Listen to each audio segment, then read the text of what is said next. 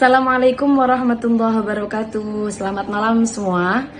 Saya di sini ingin menepati janji karena beberapa hari yang lalu saya berjanji ingin menerangkan tentang tips-tips perempuan kalau akan sholat dalam keadaan keputihan. Tapi sebelum masuk ke situ, saya ingin menerangkan sedikit tentang keputihan terlebih dahulu. Bagaimana teman-teman supaya tahu bagaimana hukum tentang keputihan yang sudah sering kita bahas, yang sudah sering panjenengan ketahui pasti tentang hukum madhi dan wadhi.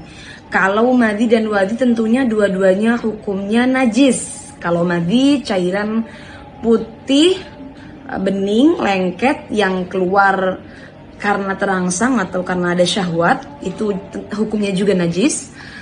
Kalau wadhi keluarnya setelah kencing atau setelah mengangkat beban-beban berat, ciri-cirinya itu putih, keruh, dan kental, ini juga hukumnya najis.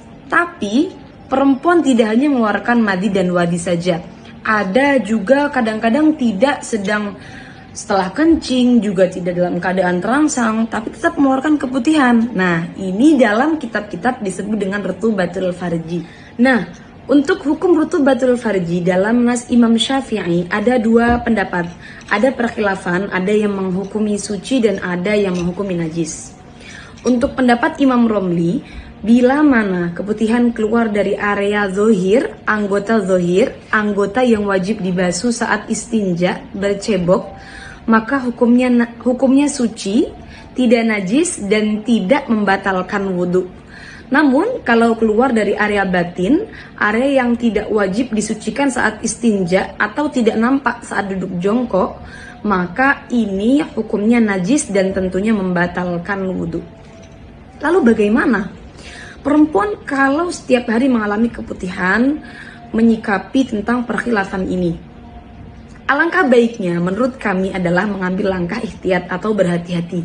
Dengan beberapa pertimbangan, perempuan mengeluarkan keputihan tidak hanya cairan bening saja, kadang bahkan berwarna kuning, keruh, atau bahkan ada yang terinfeksi bakteri sampai berwarna hijau. Maka alangkah baiknya untuk mengambil hukum najis dalam menghukumi keputihan.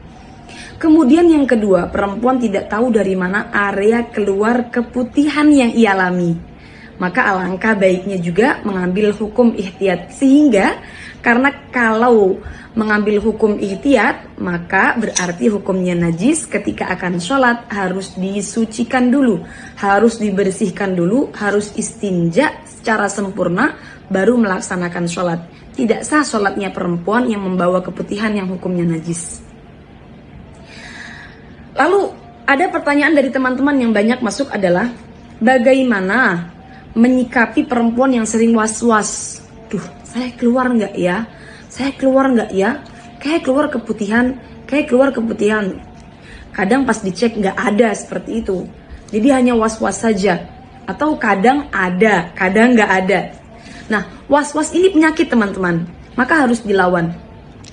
Menurut saya pendapat yang paling tepat, kita bisa ikut pendapatnya Shahibul Ibanah, pengarang daripada kitab Al-Ibanah, mengatakan bahwa perempuan kalau mengeluarkan cairan berwarna bening, lalu dia ragu-ragu apakah ini najis ataukah suci, maka hukumnya adalah suci dan tidak membatalkan wudhu.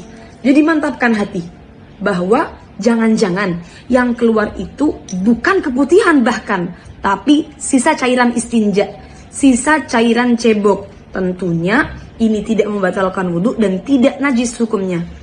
Atau kita bisa ikut pendapat Shahibul Ibanah agar hatinya tenang, mantap bahwa itu bukan cairan najis. Nah, tapi kalau betul-betul terasa keluar keputihan, lalu dia ngecek dan ternyata yang keluar adalah cairan keruh ataupun kuning, tentunya hukumnya najis dan wudhunya batal, sehingga dia harus mengulangi wudhunya. Saran saya, bila was-was harus dilawan terlebih dulu, karena was-was itu penyakit.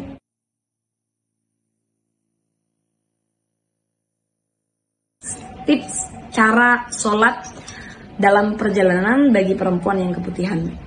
Sambungan video sebelumnya, karena saya nggak ingin videonya terlalu panjang supaya teman-teman tidak boring ketika mendengarkan.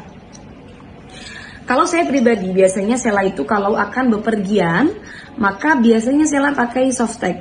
Jadi walaupun tidak dalam keadaan haid, Sela pakai softtek karena untuk jaga-jaga nanti di perjalanan mengalami keputihan, kemudian akan sholat. Sehingga ketika di perjalanan akan melaksanakan sholat, Sela biasanya softtek yang sudah ada keputihannya yang najis, Sela buang.